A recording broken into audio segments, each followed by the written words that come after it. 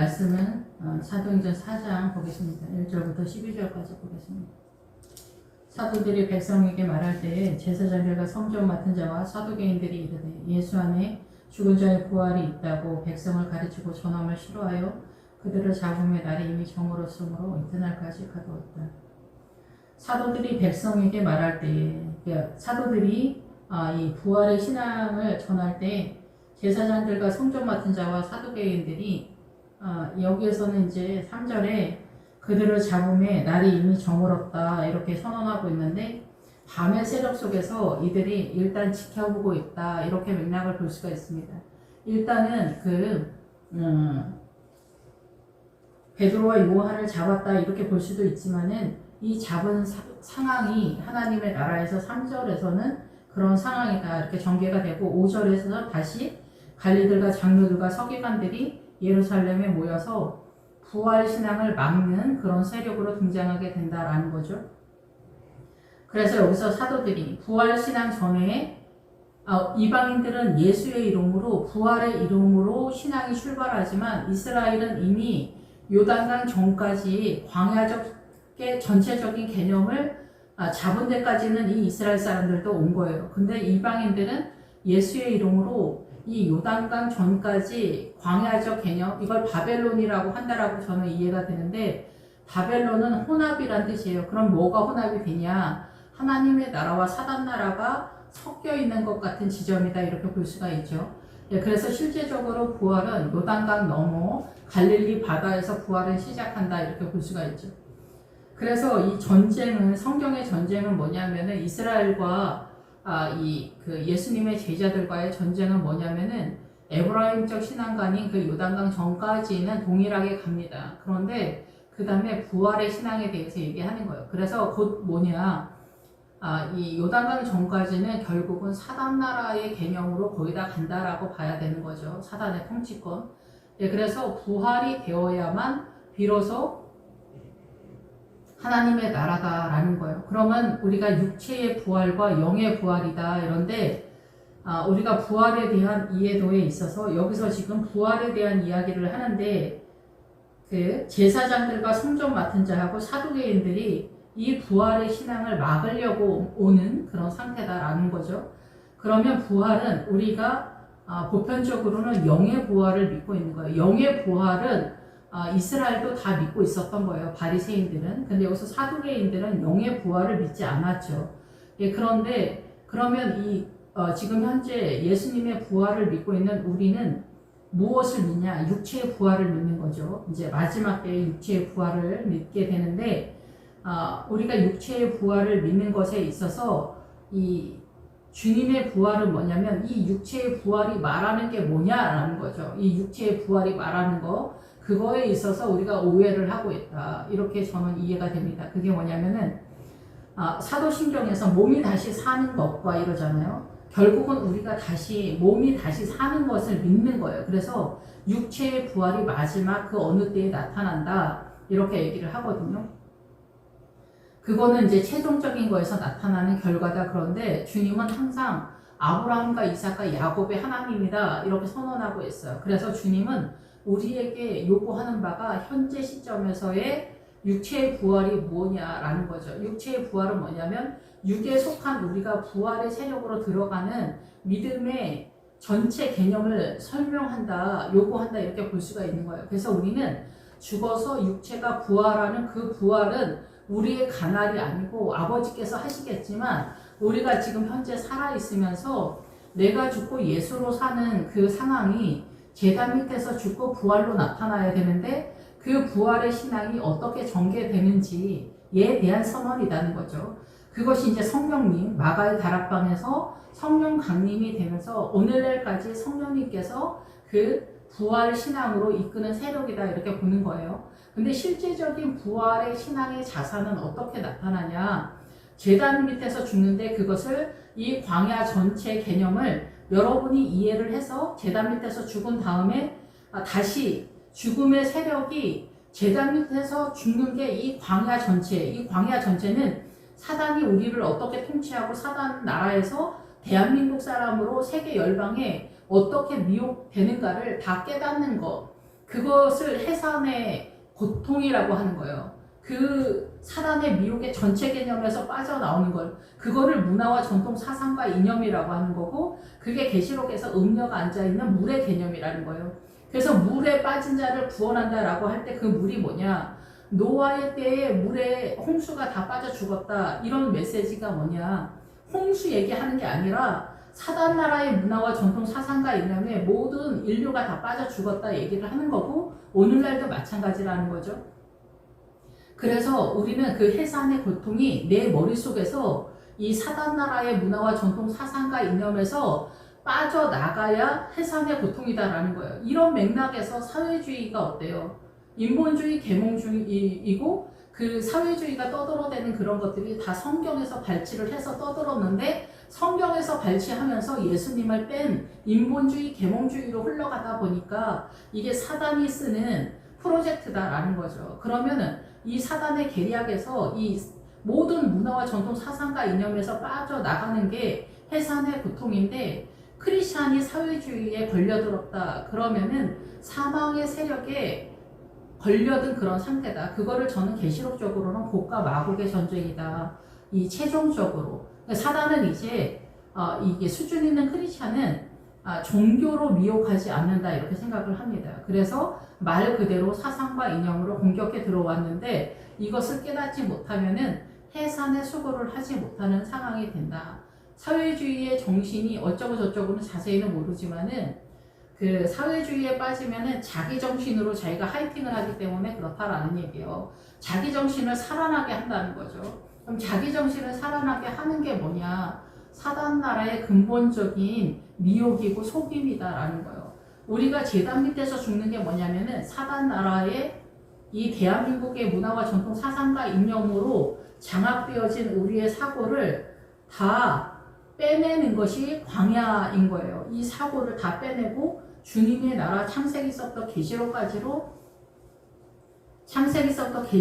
말씀으로 들어가는 것을 부활이라고 하는 거예요. 그래서 이 사단 나라의 문화와 전통 사상과 이념이 어떻게 우리를 사망으로 존재케 하는가에 대한 전체 개념이다라는 거죠. 그것을 여러분들이 깨달아야 된다라는 거예요. 그것의 기본기. 그래서 오늘 말씀에서 이제 5,000명, 남자들 5,000명이 예수님을 믿게 되었더라. 이거는 어디서 나옵니까?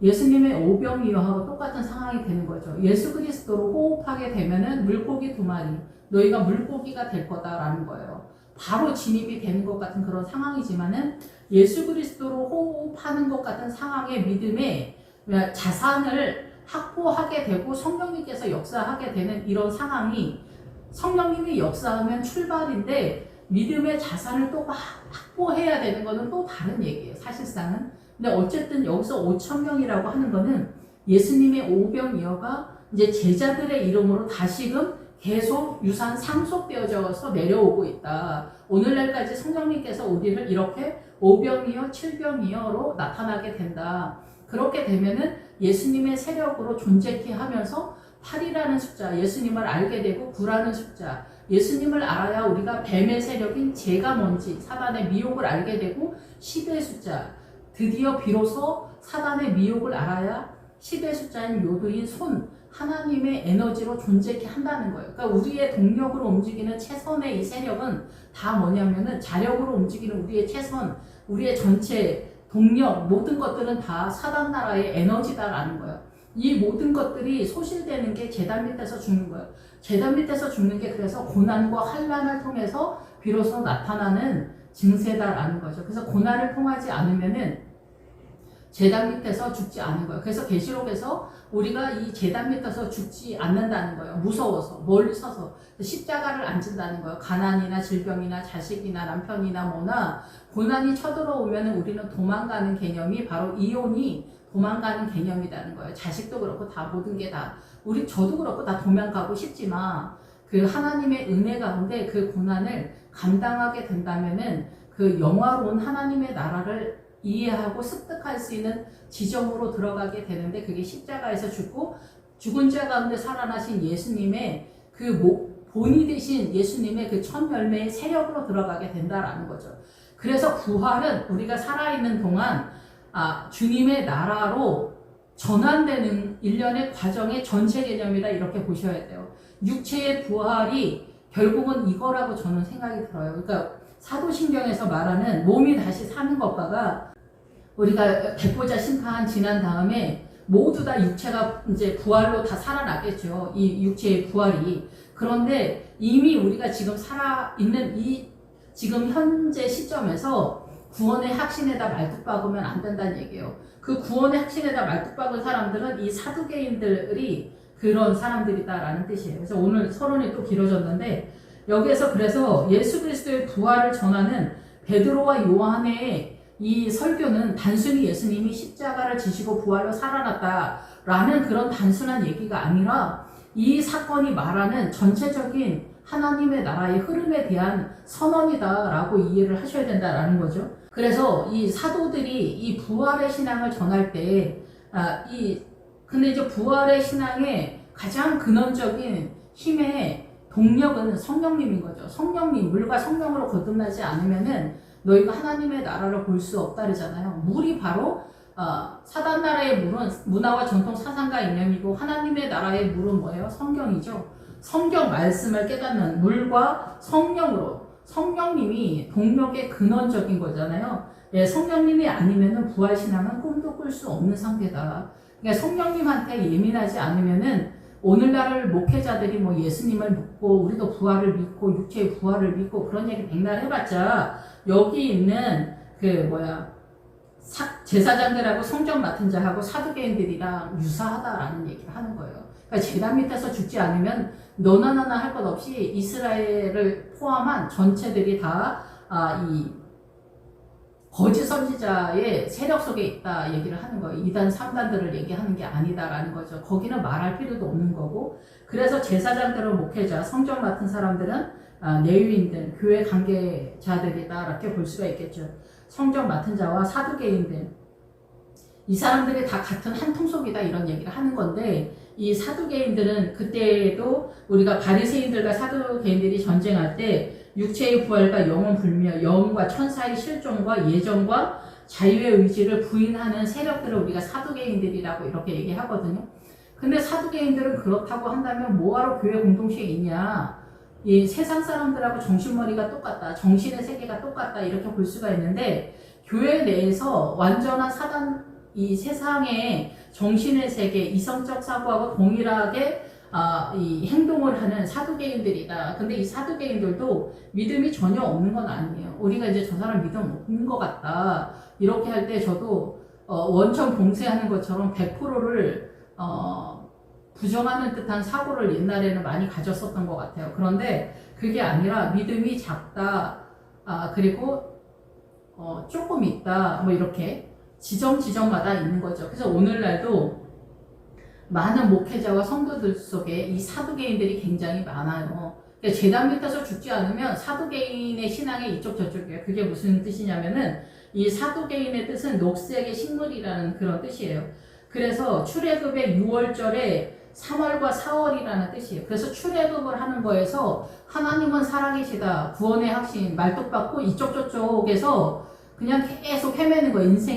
일생 동안. 그래서 믿음의 수준의 지점이 출생밖에 없는 것 같은 그런 상황이다라는 거죠. 그래서 나머지는 전무한 것 같은 상황들. 그러면 이 사람들이 바로 이 사도계인자 믿음의 초보들, 성도들 전체 개념인 거죠. 이러한 부분들이.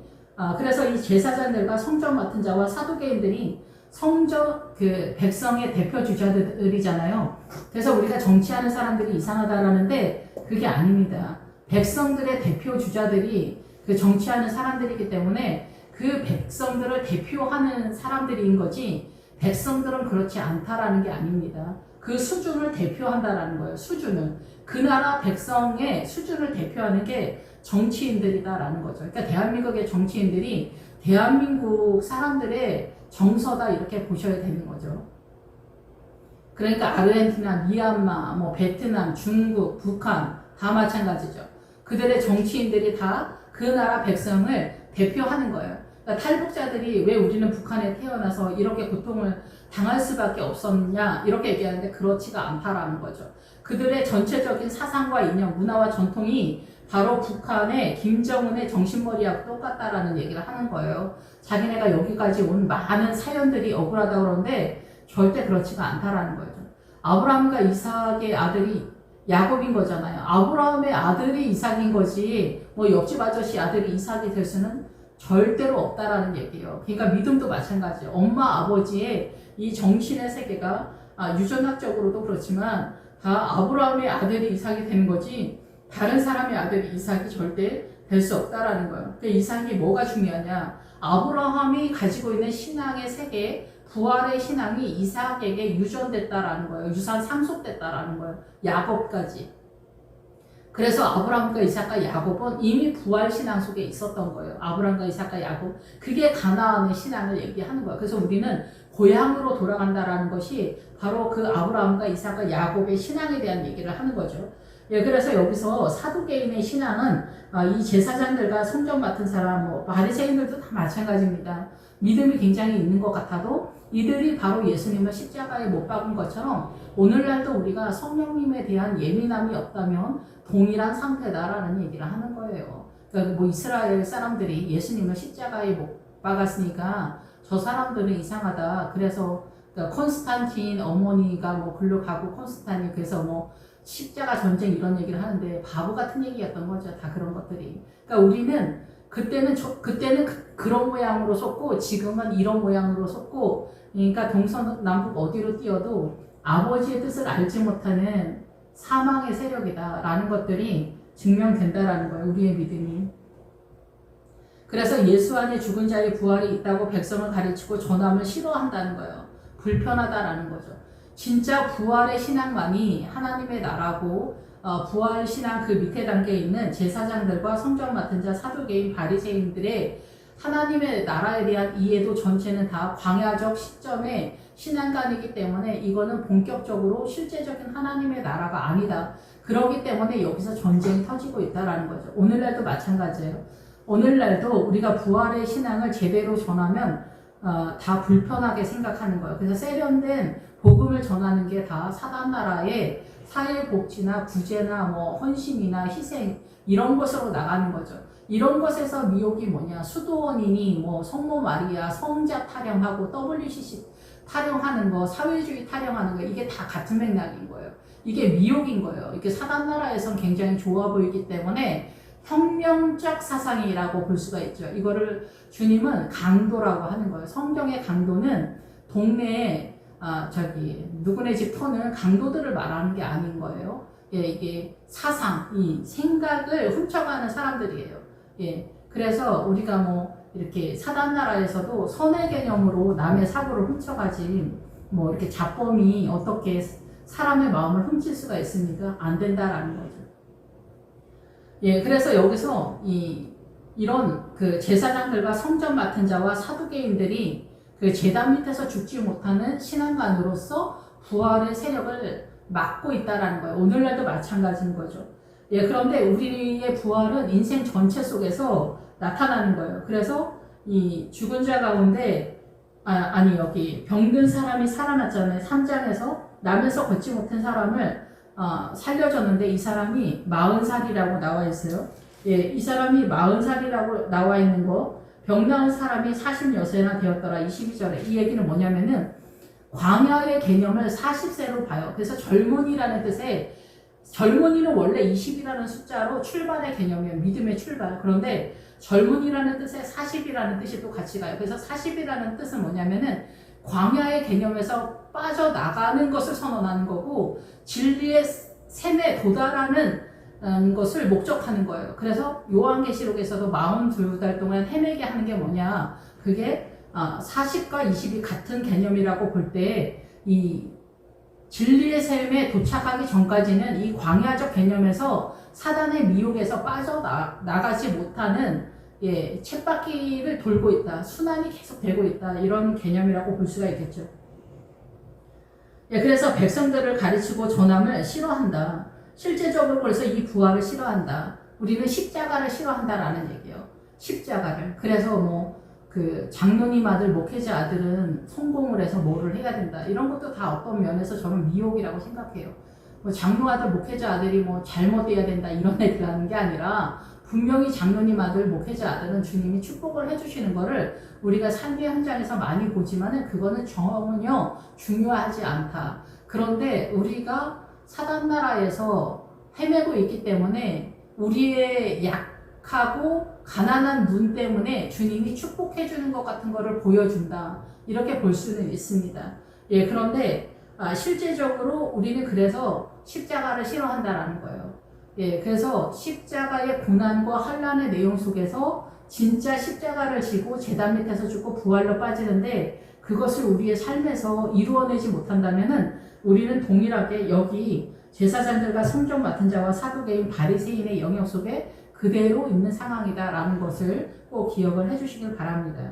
그들을 잡음에 날이 이미 저물었으므로 이튿날까지 가두었다. 이것은 이 제사장들과 성전 맡은 자 사두개인들이 이 제자들을 지켜보았다라는 뜻이에요. 기본 어근에서는 일단. 그래서 말씀을 듣는 사람 중에 믿는 자가 많으니 남자의 수가 5천이나 되었다라. 5라고 하는 숫자는 호흡이라는 뜻이에요. 그래서 이 1000이라는 숫자와 같이 가니까 1000은 예수님 솔로몬을 상징하고 있잖아요. 그러니까 예수님에 대해서 이제를 호흡을 하려고 하는 성도가 5천이나 되었다. 5천명이 되었다가 아니라 세력이 나타났다. 그러니까 예수님으로 호흡하기를 작정하는 무리들이 나타났다. 이렇게 볼 수가 있는 거죠. 그러니까 성령님으로 인해서만 5천명이 가능하다. 예수님의 오병이어가 출발하는 시점이다. 이렇게 시작하는 거고 5병이어는 출발이고 이제 어떻게 보면은 예수님으로 호흡하는 그리고 7병이어는 아버지의 뜻에 따라서 움직이려고 하는 그런 상태다라는 거죠. 그렇게 됐을 때 8의 숫자 예수님을 알게 되고 9의 숫자 사단의 미혹의 세력을 알게 되고 10의 숫자 주님의 본격적인 그 에너지 세력으로 이제 출발하고 전체 개념으로 이해된다 이렇게 볼 수가 있습니다. 이튿날 관리들과 장로들과 서기관들이 예루살렘에 모였는데 드디어 본격적으로 오늘날로 보자면은 교단이 움직인다, 총회가 움직인다 이렇게 볼 수가 있겠죠.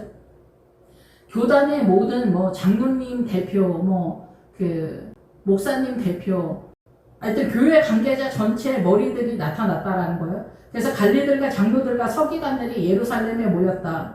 그러니까 전체 관리하는 통치자들, 교회 전체 통치자들과 장로들, 장로님들이 교회 전체 세력이잖아요. 그리고 서기관들, 예, 학구적으로 이제 교수님들 같은 그런 분들이 얘기하는 거죠. 예, 예루살렘에 모였는데 여기에 이제 개인적으로 등장하는 세력, 이 관리들과 장로들과 서기관들의 개인적으로 이제 대표되어지는 세력이 대제사장 안나스와 가야바와 요한과 알렉산더와 및 대제사장의 문중이 다 참여했다. 대제사장의 문중은 이제 목회자 전체가 다 모였다. 예, 그래서 교단 전체가 모였다 이렇게 볼 수가 있겠죠. 예, 그러면 이제 구체적으로 들어가면 안나스는 하나님의 은혜, 이들도 다 갖고 있는 거예요. 이스라엘도 하나님의 은혜를 갖고 있어요. 가야바는 그 반석과 돌이다라는 뜻이에요. 그러면은 말씀을 붙들고 있다. 하나님의 은혜와 말씀의 세력, 예수님의 반석이고 돌의 세력이잖아요. 근데 이 돌과 반석을 갖고 있는데 율법을 갖고 있다 얘기죠. 그런데 이것이 성령님으로 인해서 실제적인 물과 성령으로 거듭나서 하나님의 나라의 세력으로 나타나지 않은 전 단계다라고 볼 수가 있는 거죠. 우리가 지금도 이스라엘을 통해서 새 예루살렘 성에 들어가는 구도죠. 새 예루살렘 성의 벽이 그리고 문이 이스라엘이라고 하잖아요. 그게 뭐예요? 우리가 성경을 통해서 들어가잖아요. 이스라엘이 벽과 문의 세력으로 세워져 있다라는 거예요. 그러니까 이스라엘을 통해서 우리가 새 예루살렘 성에 예수님의 제자가 기초석이기 때문에 이 성경을 통해서 이스라엘을 통해서 우리가 새 예루살렘 성 예수님의 성전의 믿음에 진입이 가능하다라는 거예요. 그러니까 우리는 이스라엘에 대해서 항상 신세를 지고 있다라는 거죠. 예, 그래서 이 안나스와 가야바는 하나님의 은혜와 가야바 말씀의 세력을 가지고 있다라는 거예요. 이들도. 그래서 우리도 요한이 하나님의 은혜다라는 뜻이잖아요. 그러니까 우리가 이 믿음의 행보를 계속하면은 모든 것이 아버지의 은혜가 아닌 것이 없다라는 것들이 결론이 나거든요. 날마다의 삶 가운데 주님만으로 가능하다. 그것이 뭐 대대적이고 뭐 나란 일을 해서가 아니라 나의 작은 사소한 일상의 삶 속에서도 나의 능력이 제로 나타나지 그 생명의 세력으로 나타나지 않는다라는 것에 대한 항복의 개념이죠. 요한은 하나님의 은혜죠, 본격적으로. 그리고 알렉산더. 그래서 요한이 등장하게 되는 거예요. 구약이나 신약이나 하나님의 은혜로 가능하다라는 거죠. 알렉산더가 이제 문제예요. 알렉산더. 이 대제사장 안나스와 가야바와 요한이 알렉산더의 세력으로 움직이고 있다, 이런 뜻이에요. 그게 뭐냐? 알렉산더가 뭐냐? 알렉산더는 앞에서 사두개인들이 하나님에 대한 구원의 확신이나 녹색 신물이라 그랬잖아요. 그래서 다윗도 주님이 우리를 푸른 초장에 누이시며 쉴만한 물가로 인도한다 그러잖아요. 그 개념이다라는 거예요. 그 쉴만한 물가로 하는데 푸른 초장, 그냥 싹이 나다, 믿음이 싹 텄다. 그거는 사두개인들도 갖고 있다라는 거예요. 거기서 더 넘어가지 못했다는 얘기죠. 그런데 사두개인이 이 앞에서 그 세력으로 지켜보고 있었다라는 거죠. 전체 개념에 있어서 제사장들이나 성전 맡은 사람이나 바리새인이나 전부 다 사두개인적 신앙관에서 크게 벗어나지 못했다라는 건데, 지금도 우리가 성령님에 대해서 예민하지 못한다고 한다면 이쪽 저쪽 그쪽이다 이 얘기를 하는 거고, 여기서 이제 본격적으로는 그 하나님의 은혜나 말씀, 율법, 그 하나님의 은혜로 세워지는 이 세력의 전체가 알렉산더로 이제 그 결론이 나는데, 이 알렉산더의 뜻이 뭐냐면은, 이 알렉산더는 보호하다, 방어하다, 사람을 보호하고 방어하다 이런 뜻이에요. 그래서 이 뜻은 수탉하고 새의 수컷으로 연결이 되거든요. 그러면 새의 수컷인 그 베드로가 닭이 2번 얽기 전에 네가 3번 나를 부인하리라, 이 사건과 연결이 되죠. 그러면 이 사건이 실제적으로는 뭐냐? 베드로가 예수님을 그 제사장 그 앞에서 이제 얘기는 뭐 자세하게 뭐 이렇게 조금 더 있지만은, 거기서 베드로가 부정하는 거, 예수님을 배신하는 사건이 말하는 바는 뭐냐면은, 이 수탉이 산이라는 뜻과도 연결이 되거든요, 이 새가. 그러면 산이라는 뜻은 뭐냐면 가나안의 7 족속에 대한 이야기를 하는 거예요. 그 산이라는 단어가 가나안의 7 족속의 미혹, 사단나라의 미혹의 세력을 깨달았느냐, 그 지점에 올라갔느냐, 이 얘기를 하는 거기 때문에 결국은 전체적으로 선언되어지고, 제가 깨달은 바는 뭐냐면은, 베드로가 가나안의 7 족속 사단의 미혹의 세력을 깨닫기 전에 베드로의 신앙관은 예수님을 3번 부인하는 것 같은 신앙관이다, 이런 뜻이죠. 그러면 여기 알렉산더도 마찬가지예요. 이들이 예수님의 이 부활을 막는 거죠. 여기서 본격적으로 부활을 막는 건데, 우리도 마찬가지예요. 제단 밑에서 죽고 부활로 빠지지 못하게 하는 일련의 전체적인 우리의 믿음의 자산과 설교나 이런 것들이 내가 의도하지 않고 내가 알든지 모르든지 거짓 선지자의 영역 속에 있는 것을 우리가 유황불못에 있다는 거예요. 유황불못에 던진다라는 것은 신적인 불못, 유황은 신적이다라는 뜻이에요. 신성 뭐 이런 뜻이에요. 그래서 불못은 타는 듯이 던져진다. 뭐가 던져지냐? 사상과 이념으로 던져진다라는 거예요. 그래서 우리의 왜곡된 사고관에 갇힌다라는 얘기를 하는 거예요. 사람마다 갇히는 게 틀리겠죠. 사회주의에 빠진 자는 사회주의. 그래서 지금은 전 세계적으로 제가 이해되어지기는 민주당의 이름으로 전 세계가 다 사회주의입니다. 그래서 곡과 마곡의 전쟁이라고 제가 그렇게 이해를 하는 것입니다. 중국이나 북한이나 베트남이나 몇몇의 그 공산당 국가만이 사회주의가 아니라 미국이나 뭐 프랑스나 뭐 영국이나 뭐 독일이나 다 사회주의 민주당의 이름으로 다 민주당이 장악을 해서 사회주의가 돌아간다는 얘기예요. 그래서 나라가 다 시끄럽죠. 어쨌든 그래서 이 수탉 새의 수컷은 뭐냐면은, 이 광야적 개념, 실제적으로 부활의 세력을 이해하지 못하는, 제단 밑에서 죽지 못하는 그 이 광야적 개념의 전체 개념이다 얘기예요. 그런 믿음의 세력으로서 부활을 막는다라는 거예요. 오늘날도 마찬가지다는 얘기예요. 오늘날도 우리가 이성적 사고로 설교하는 거, 구제, 뭐 헌신, 희생하는 거, 뭐 사회 복지 뭐 이런 게 다 이런 개념이라는 거예요. 사단나라에 흩어져 있는 사단나라의 선의 개념으로 하나님의 나라를 이해한다라는 거죠. 그래서 가나안의 7 족속은 다 선의 개념으로 공격해 들어온다는 거예요. 그래서 사단은 닮았다, 우상은 닮았다라는 뜻이에요. 그래서 적그리스도는 뭐예요? 그리스도 흉내내기를 하는 존재가 적그리스도라는 뜻이죠. 그래서 사단이 그리스도 흉내내기를 했더니 다 그쪽으로 뛰는 그런 상황이다라는 거예요. 그래서 예수 그리스도의 성령의 영이 아니면은 미혹을 간파하지 못한다라는 거예요. 그래서 여기 알렉산더의 세력, 사두개인의 세력, 믿음이 분명히 있고, 예, 그 초록 녹색 식물이고 푸른 잎이 있고 하나님을 믿고 절절하는데 이들이 미혹이 되는 게 뭐냐면 믿음의 성장 구도의 수준이 떨어지기 때문에 그렇다라는 거예요. 수준이 떨어지니까 사단 나라의 고급한 미혹의 세력이 쳐들어올 때 속수무책으로 당하는 상황이다라는 거예요. 그래서 누차 말씀을 드리지만 가나안의 7족속 중에서 아모리 족속이 있는데 아모리 족속이 7성을 이루고 암으로 구성되어 있죠. 여호수아에 보면은. 그래서 이 아모리 족속도 예루살렘을 쓰고 헤브론 하나가 되다. 이게 이제 WCG죠. 사단 나라 쪽으로 헤브론을 쓰는 거죠. 주님과 연합을 하는 게 아니라. 에글로 헤스본 아스다로. 그래서 헤스본과 아스다롯은 율법으로 잡는 거거든요. 원래는 요단강 전에서. 예, 그래서 이 헤스본과 아스다롯이 제일 중요하죠. 그런데 여기서 해결을 못하니까 어때요? 사단 나라의 이 부유함, 사단 나라를 목적하는 거, 그리고 사단 나라의 생각의 영역에 대한 항복, 우리가 이 존재하는 사고의 영역 전체 개념이 다 아모리 족속의 가나안의 7족속 중에서 아모리 족속의 헤스본 왕의 세력 속에서 존재하고 있다라는 것입니다. 예, 그래서 총각귀신, 처녀귀신 얘기하는 게 아니라 예수님이 우리를 통치하는 그 반대 세력으로 사단도 어마어마한 존재다라는 거예요. 이 지구 전체를 통치하고 돌리는 세력이기 때문에. 예, 그래서 이러한 안나스, 가야바, 요한과 알렉산더 이 사람들도 믿음이 다 있다는 거예요. 오늘날 우리가 제단 밑에서 죽지 못하는 모든 목회자와 장로님, 성도들의 전체 세력이 훨씬 더 이들이 세다라는 거죠. 십자가의 붉은 십자가. 그래서 이 계시록에서 그 자줏빛 옷과 붉은 옷을 입은 세력들이 주님을 배신하게 되잖아요. 자줏빛 옷이 미디안의 옷이잖아요. 그래서 미디안은 이 요단강을 넘어가야기 전 세력이잖아. 미디안, 블레셋, 모압, 암몬, 에돔 다 여기잖아요. 그러면 이게 뭐냐는 거예요. 미디안은 사단 나라의 가장 선의 개념으로 영화로운 옷이에요.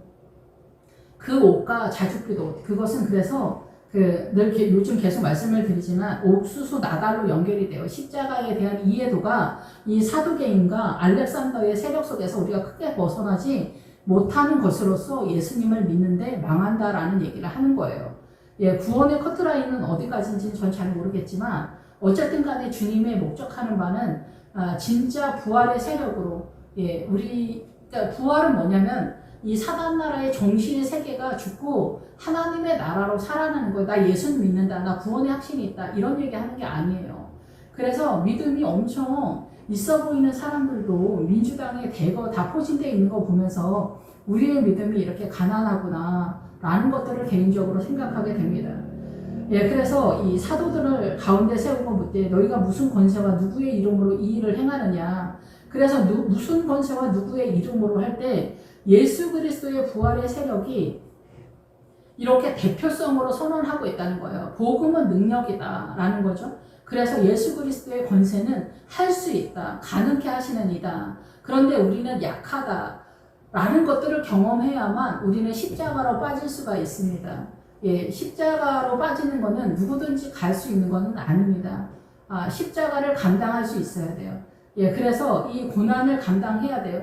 그러니까 고난은 자기 삶의 고난과 환난과 괴로움이 십자가예요. 나라를 지고 가는 게 아니라. 그래서 자식이 속썩이고 왼수 같은 자식, 왼수 같은 남편, 왼수 같은 마누라, 왼수 같은 부모들을 대하는 나의 믿음. 이들을 무작정 사랑한다고 되는 게 아니라 그 사랑이 예수님의 동력으로 나타나기 위한 일련의 인생의 전체적인 개념 속에서 어떻게 믿음의 성장 구도를 따라서 나타나는가. 그러기 위해서는 성경을 알아야 된다는 거죠. 그래서 죽은 자 가운데 부활로 이르기 위해서는 말씀의 검으로 가능하다 이렇게 선언하고 있습니다.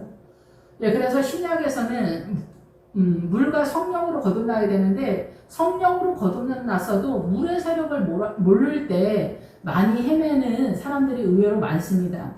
그리고 말씀은 아는 것 같은데 성령을 몰라서 실제적으로 바리새인적 신앙관에서 크게 벗어나지 못하는 목회자들도 굉장히 많습니다. 그래서 물과 성령으로 거듭나야 돼요. 말씀에 대한 것이 성령님이 뭐예요? 진리의 영이라고 요한복음에 나오잖아요.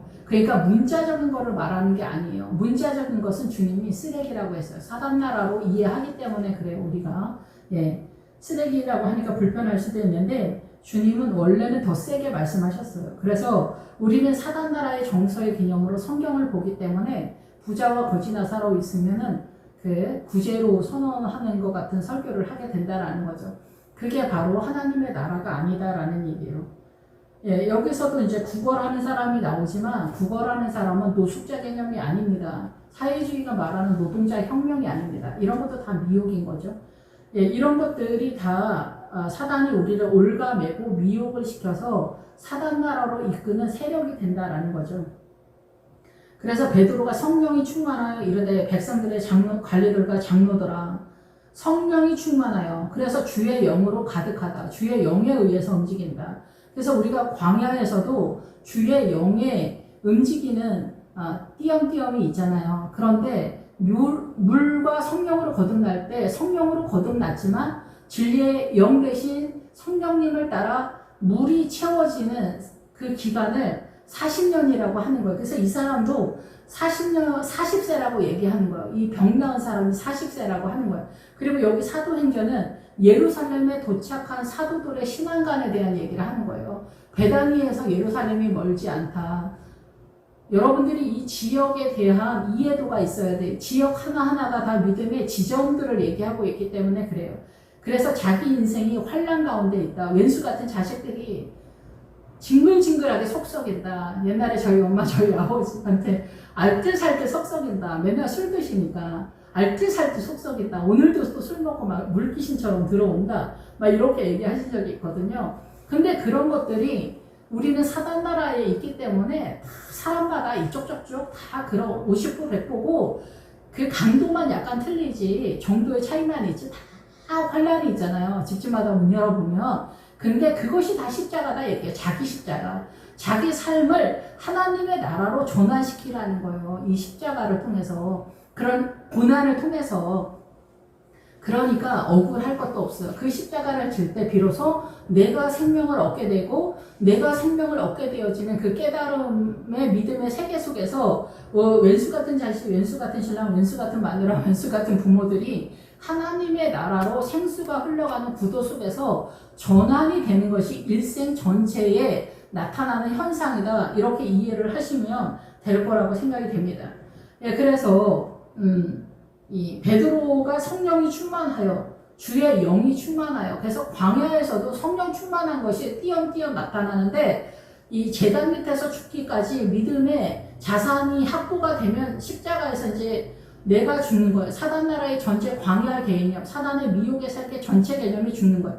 그거를 해산의 수고라고 해. 그러니까 어느 순간 예수님 믿으면서 뭐 약간 고통을 당하는 그런 것들이 아니라 그런 부분들도 다 이제 뭐 다 참여가 되지만 이게 다 포함이 되지만 제단 밑에서 죽는 그런 상황은 이것이 전체 개념이다라는 거예요. 우리 인생에 그게 40년 걸린다는 거예요. 그래서 광야가 40년이라는 뜻이잖아요. 예, 그래서 충만하여 이르되 백성의 관리들과 장로들아 만일 병자에게 행한 착한 일에 대해 이 사람이 어떻게 구원을 받았느냐고 오늘 우리에게 질문한다면 이 병자는 뭐 아프다 약하다 뭐 그런 여러 가지 뜻이 있습니다. 내가 하나님 앞에 약하다 주님 도와주십시오 뭐 그런 것도 있지만 실제적인 병자의 원래 뜻은 뭐냐면은 육체적으로 세다라는 뜻이에요. 육체적으로 제단 밑에서 다 매여 있는 그런 상황이다. 제단 밑에서 매여 있다라는 것은 다 계속 말씀을 드리지만 사단 나라의 정서의 개념에서 자유롭지 못한다라는 거예요. 예수 믿고 구원의 확신은 이쪽 저쪽에다 말뚝박고 진짜 하나님의 나라는 이해 못한다는 거예요. 왜냐하면 광야에서 사단 나라가 선과 악으로 구별됐죠. 선악과 나무, 복숭아, 사과 뭐 이런 게 아닙니다. 선과 악으로 구성이 되어 있다 얘기해요. 그래서 사단 나라에 선의 개념으로 이해를 했다는 거예요. 하나님의 나라에. 그러니까 얘기가 안 되는 얘기예요. 사실은 하나님의 나라는 딴 나라인데 그래서 우리가 부부지간에도 선악간에 싸우고 모든 인간관계에 있어서 우리가 선악간에 자기가 옳다라고 이기심으로 나타나는 이런 모든 증세가 사단 나라로 다 그렇게 돌아가고 있는 그런 상황이다라는 얘기예요. 알든지 모르든지. 그래서 너희가 이 병자에게 행한 선한 일이 나올 때는 우리가 생각하는 착한 일이 아니라 이 선한 일은 뭐냐면 하나님께 속한 세력이다 이게요. 하나님께 속한 일을 선한 일이라고 해요. 우리식의 착한 일이다가 아니라 예, 그래서 이 사람이 어떻게 구원을 받았느냐고 오늘 우리에게 질문한다면 결국은 이 사람이 40세라고 하니까 구원의 안전지대는 40세 이상의 물과 성령으로 거듭나서 주의 영으로서 회복되는 거예요. 그래서 이 사람이 병 나은 게 뭐겠어요? 이 사람이 영적 전쟁을 하게 되는 에너지를 비로소 가졌다라는 거예요.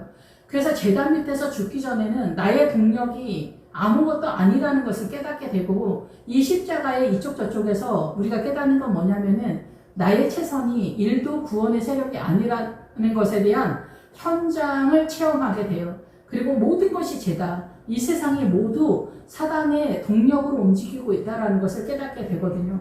그래서 이 40세가 말하는 거는 나이 40이 넘으면은 어떤 경지에 이른다는 게 아니라 40이 넘어가는 믿음의 자산을 체험했다. 이렇게 보면서 믿음의 자산을 확보했다 이런 거예요.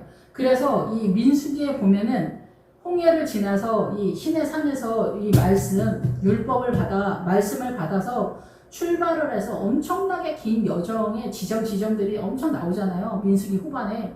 그거를 다 통과해가지고 요단강을 넘어서 가나안으로 사실은 들어가는 거거든요. 그러니까 우리의 40년의 세월에 이 모든 것들이 통과하는 거예요. 그러면 40세가 되면 다 되냐? 그게 아니라 믿음의 정상적인 그 길을 가는 사람들을 얘기하는 거예요. 나이 50에 출발하는 사람들이 얼마나 많습니까? 나이 50이 돼서 출발하는 사두개인적 신앙을 나이 50에 교회를 평생 다녔는데 나이 50에 사두개인의 신앙의 출발인 사람들도 뭐 부지기합니다. 예. 그래서 어떻게 구원을 받느냐? 구원의 확정과 안전지대는 바로 이 지점이다라는 거예요. 요단강을 넘어가는 거고 제단 밑에서 죽어야 실제로 구원이 확정된다. 성경적으로는 그렇게 볼 수가 있습니다. 예, 너희와 모든 그런데 뭐 죽기 전에 구원받는 사람도 있으니까 뭐 예수님의 오른편 강도 왼편 강도는 다른 얘기입니다. 사실은. 그런데 어쨌든 우리의 욕심으로 바라는 구원의 내용하고는 약간 틀린 겁니다. 하나님이 말하는 구원하고는. 하나님의 구원은 사단 나라에서 제발 나와라 이 얘기를 하는 거죠. 너희와 모든 근데 우리의 구원은 천국에 가야겠다. 내가 죽고 천국에 가야겠다. 이 얘기를 하는 건데 하나님이랑 우리랑 핀트가 너무 안 맞는 슬픈 얘기다. 너희와 모든 이스라엘 백성들은 알라. 너희가 십자가를 못 받고 하나님이 죽은 자 가운데서 살리신 나사렛 예수 그리스도의 이름으로 이 사람이 건강하게 되어 너희 앞에 섰다 얘기하는 거예요.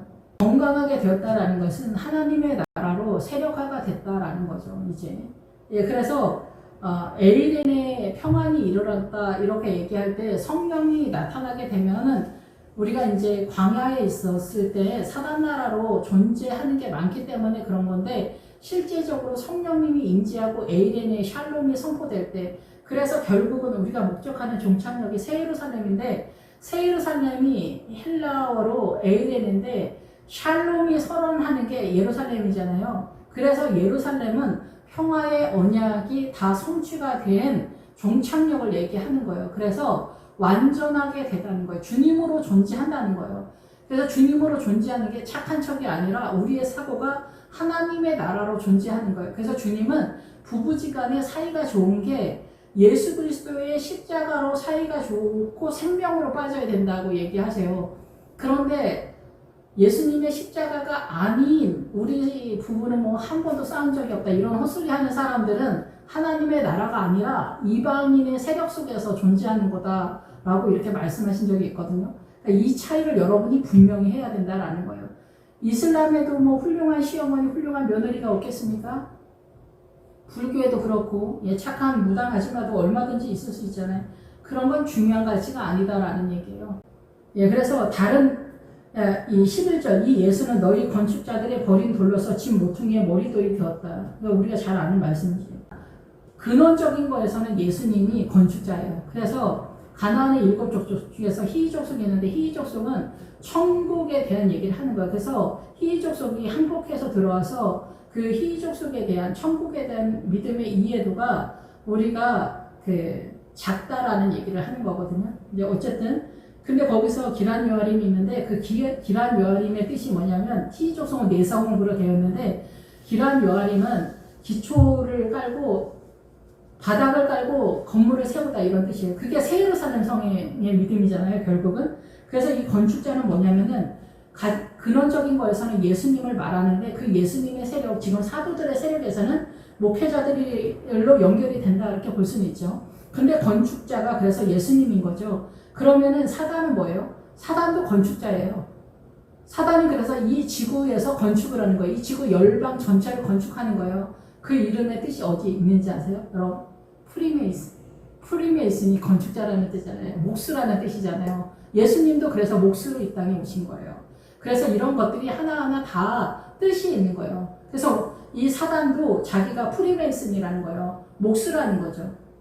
그래서 사단도 이 세계 열방을 예수 그리스도의 복음의 세력에 그 밖에 있는 세력을 다 집결을 해서 자기 나라로 하고 어떻게 하든지 계속 미혹을 하고 최종적으로 예수 믿는 사람을 미혹하는 마지막 수단이 사회주의, 종교의 이름이 아니라 사상과 이념으로 공격해 들어오는 절대 세력이다 이렇게 저는 이해하고 있습니다.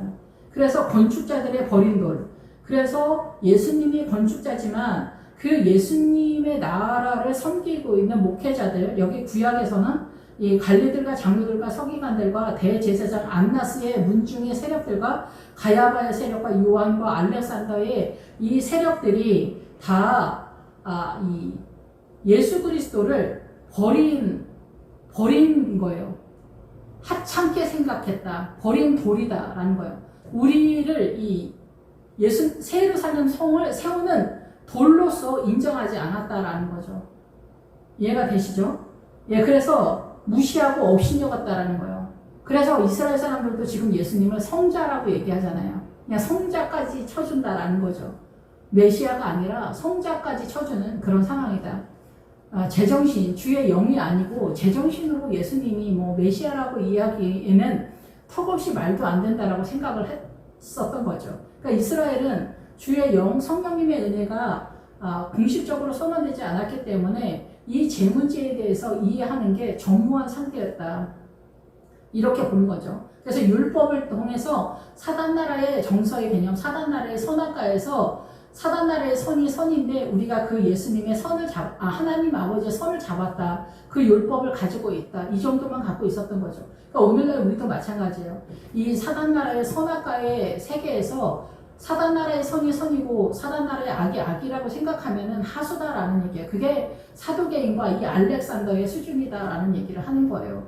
예, 사단나라의 선과 악에 따져보자. 부부지간에 선악간에 싸우잖아요. 인간관계의 모든 것이 이것이 다 사단나라 전체 개념이다라는 거예요. 우리는 그러니까 여기서 못 빠져나가죠. 예수님의 세력이 어떻게 동원되는지 전혀 모르기 때문에 그렇다라는 거예요. 예, 그래서 건축자들의 버린 돌, 바로 오늘날도 건축자들이 예수 그리스도의 십자가를 부정하는 게 성모 마리아 성자 타령하고 그 WCC 타령하고 사회주의를 지지하는 민주당 지지 세력들 전체 개념이 다 이 한 통 속이다라는 거예요. 예수 그리스도의 믿음의 세력이 절대 세력이 되지 못하는 그런 상태가 되는 거죠. 그래서 건축자들의 버린 돌로서 이게 이스라엘에서도 지금까지 다 연결되어 오는 그런 상황이다. 그래서 집 모퉁이의 몰입돌이 되었다. 집 모퉁이, 집을 세우는데 기란 요아림, 바닥을 깔고 건물을 세우는 새 예루살렘 성, 어린 양의 신부의 믿음의 전체 개념이 새 예루살렘 성의 믿음을 세우는 것에 있어서 그게 집인 거예요. 새 예루살렘 성이 여기서 집인 거예요. 그래서 개인의 믿음도 말하면서 그 문장과 문단 속에서 지금 예루살렘을 말하는지 나를 말하는지 우리 가정을 말하는지 우리 교회 공동체를 말하는지 이스라엘을 말하는지를 봐야 되는 거예요. 이 집은. 근데 무슨 맥락인지는 아시겠죠? 그래서 집 모퉁이, 새 예루살렘 성의 모퉁이에 머릿돌이 되었다. 모퉁이는 뭐예요? 잘 보이지 않는다는 거예요. 숨겨져 있다. 비밀이다. 이런 뜻이에요.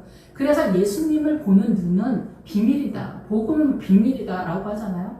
그래서 예수 그리스도 안에 들어와서도 비밀처럼 안 보이는 거예요. 사단의 나라의 문화와 전통 사상과 이념에 우리가 사단 나라로 장악되어 있기 때문에 그게 음녀가 앉아있는 물의 세력이다라는 거예요. 계시록적으로는.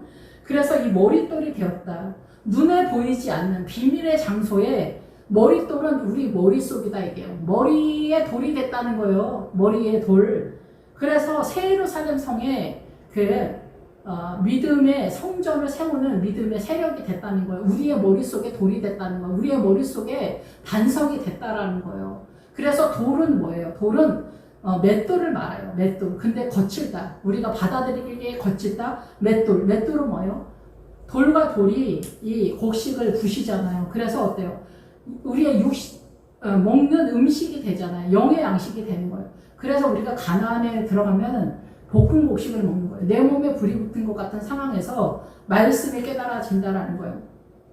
그래서 기드온도 어때요? 미디안이 무서워서 포도주 틀에서 밀을 깐다라잖아요. 그러니까 사단 나라의 정서의 개념에 반해서는 무섭잖아요.